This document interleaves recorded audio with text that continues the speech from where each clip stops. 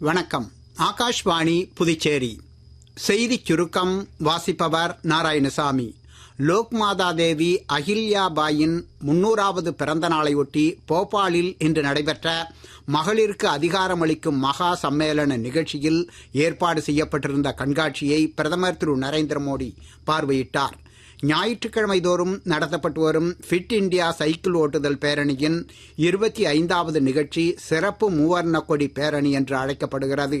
நாளை புதுடில்லி மேஜர் தியான்சந்த் மைதானத்தில் நடைபெறவுள்ள இப்பேரணியில் இளைஞர் விவகாரங்கள் மற்றும் விளையாட்டுத்துறை அமைச்சர் டாக்டர் மன்சுக் மாண்டவியா தலைமை தாங்குகிறார்.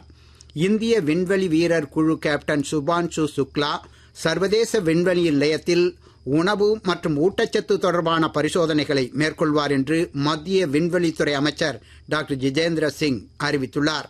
வரவிருக்கும் ஆக்சியம் மெஷின் 4 ஒரு பகுதியாக இந்த சோதனைகள் நடத்தப்படுகிறது.